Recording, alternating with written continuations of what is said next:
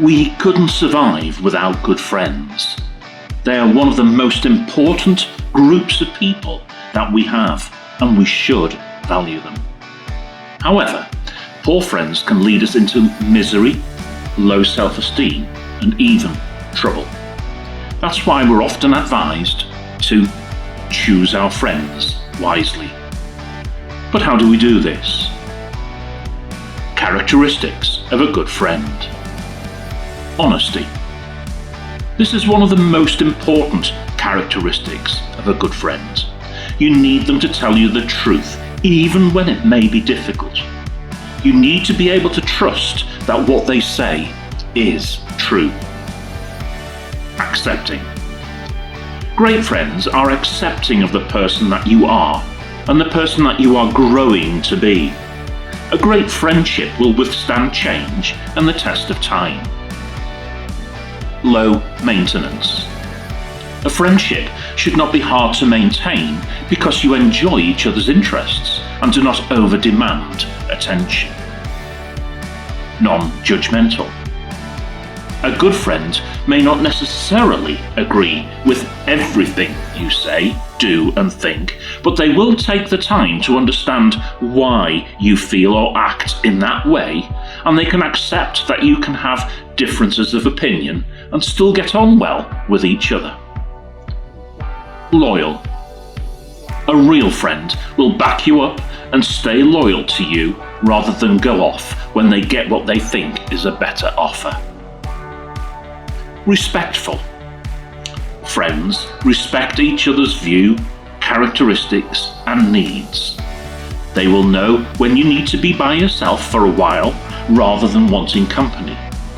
They respect what matters to you, and they choose words that are kind, helpful, and friendly, rather than words that bring you down. Trustworthy. A friend keeps your confidences.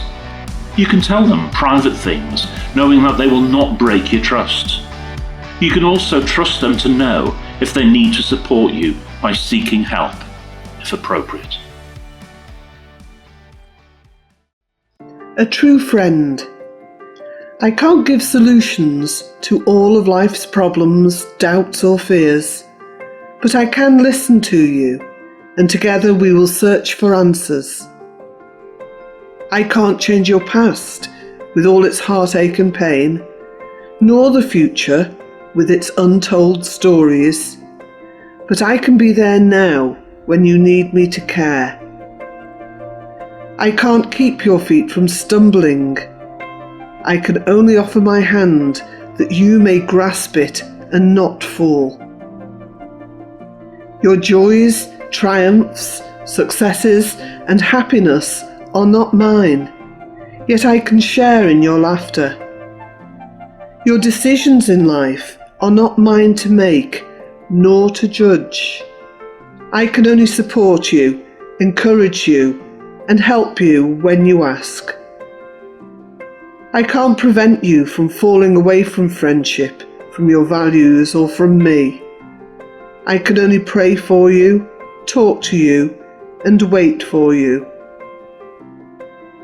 I can't give you boundaries which I have determined for you, but I can give you the room to change, room to grow, room to be yourself.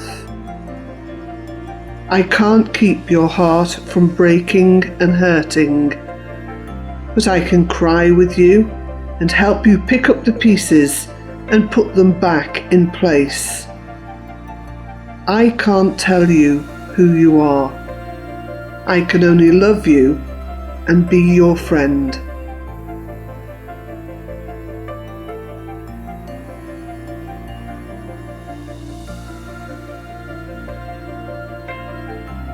Characteristics of a poor friend. Negative to the point of being insulting. A poor friend is always complaining. They never see the bright side, and they put you and other people down constantly.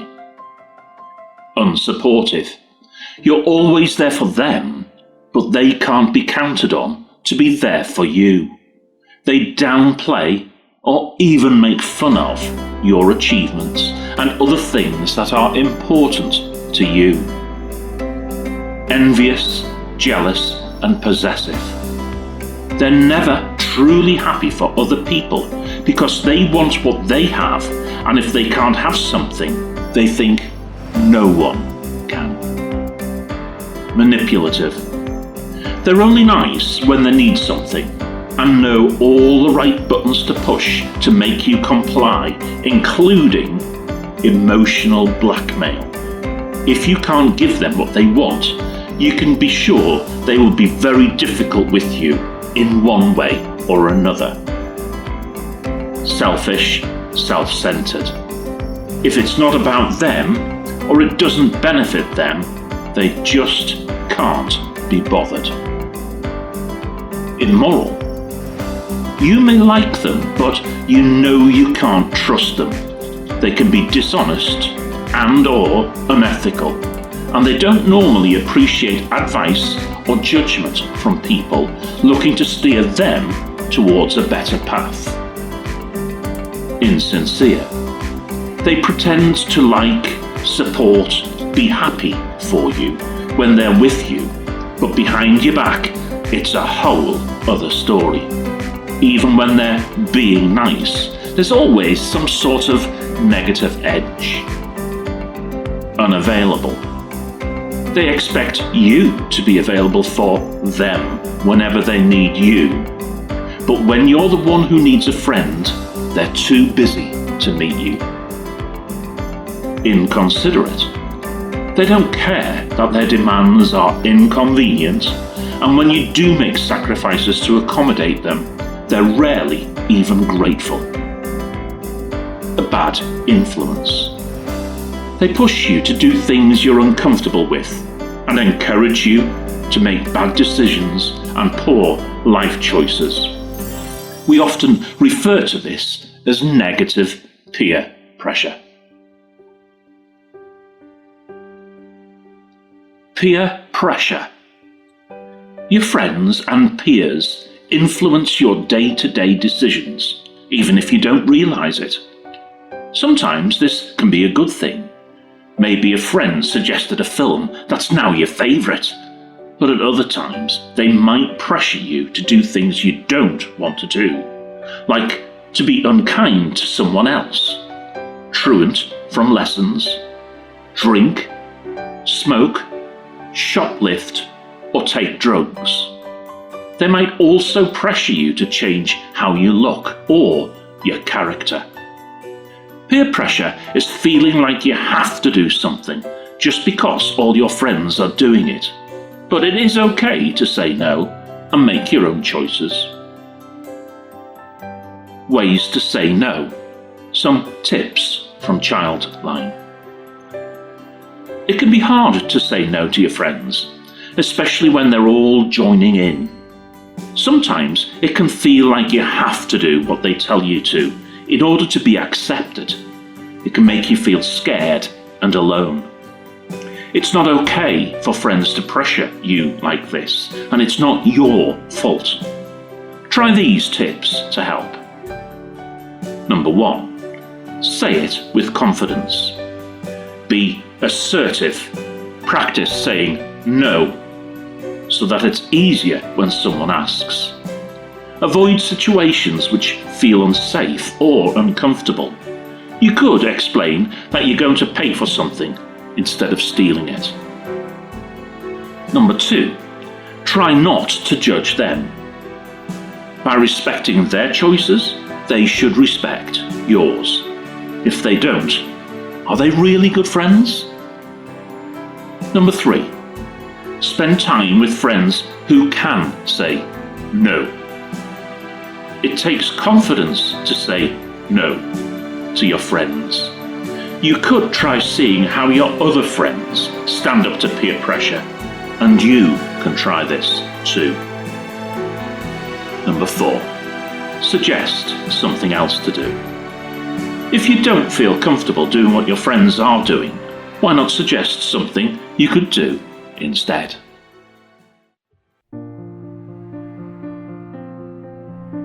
The cold within.